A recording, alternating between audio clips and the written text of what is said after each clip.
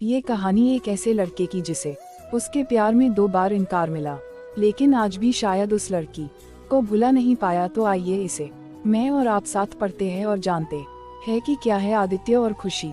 आदित्य पढ़ने में थोड़ा एवरेज और लड़कियों के मामले में थोड़ा कच्चा था। उसकी मुलाकात 11th स्टैंडर्ड में खुशी से हुई। खुशी पढ़ने में अच्छी और अपने फ्यूचर के बारे में बहुत सोचने वाली लड़की थी। धीरे धीरे 11th खत्म होते होते वो अच्छे दोस्त बन गए थे और 12 TH में आदित्य ने खुशी से अपने प्यार का इजहार कर दिया, लेकिन खुशी ने इनकार करते हुए बड़े प्यार से उसे समझाया कि इससे हम दोनों की जिंदगी खराब हो जाएगी, क्योंकि हम ना ही क्लास में पढ़ाई कर पाएंगे और ना ही घर पर। आदित्य को खुशी की बात थोड़ी बुरी लगी, लेकिन फिर उसे समझ में आ गया कि खुशी सही कह रही है और उससे अपने फ्यूचर और पढ़ाई पर फोकस करना शुरू कर दिया। और अब आदित्य किसी भी लड़की से बात नहीं करता था, यहाँ तक कि खुशी से भी नहीं, क्योंकि उसे लगता था कि वो जब भी खुशी से बात करता है तब उसे अच्छा नहीं लगता था, क्योंकि कुछ दिन पहले तक खुशी उसकी क्रश थी और आज वो उसे रिजेक्ट कर चुकी थी। और आदित्य इन सब बातों को नजरअंदाज करते हुए अपने इंटरमीडिएट की परीक्षा में मेहनत करके पूरे स्कूल में फर्स्ट आ गया। बाद में आदित्य दिल्ली के एक कॉलेज से BTech करने लगा और वहाँ भी वो किसी लड़की से बात नहीं करता था, क्योंकि खुशी ने उससे जो भी बातें कही थी कहीं न कहीं उसके दिल में बैठ गई थी।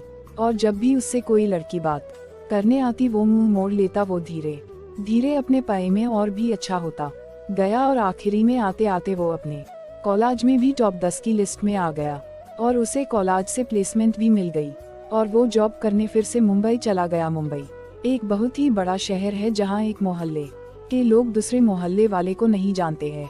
वही जब आदित्य ऑफिस गया तो उसे वहाँ खुशी दिखी, लेकिन अब खुशी के लिए उसके दिल में कोई जगह नहीं थी और इसीलिए वो हर बार खुशी से छिपता रहता। इसलिए नहीं क्योंकि वो उससे नाराज था, बल्कि इसलिए क्योंकि वो फिर से खुशी की जिंदगी में नहीं आना चाहता था। लेकिन वो कहते हैं ना कि भगवान की मर्जी के आगे किसी की नहीं चलती।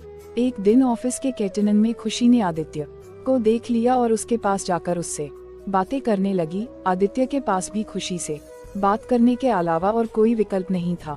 आदित्य और खुशी का अधूरा प्यार, दोनों के दिल में पिछले 4 सालों से जो भी दर्द था उन्होंने एक दूसरे को बताया और खूब सारी बातें की। खुशी ने उससे बिछड़ने के बाद अपने सफर के बारे में बताया और आदित्य से उसके बारे में पूछा, जिसके बाद आदित्य को कहीं न कहीं लगने लगा था कि खुशी गलत नहीं थी और आदित्य को फिर से खुशी से प्यार हो जाता है। कुछ दिन बीतता है और दोनों की दोस्ती और भी गहरी हो जाती है और एक दिन अचानक आदित्य खुशी से बात करते करते उससे अपने प्यार का इजहार कर देता है, लेकिन खुशी फिर इनकार कर देती है। और जब आदित्य उससे इसकी वजह पूछता है तो वो बताती है कि उसकी शादी तय हो गई है और 1 महीने बाद वो ये जॉब छोड़ देगी।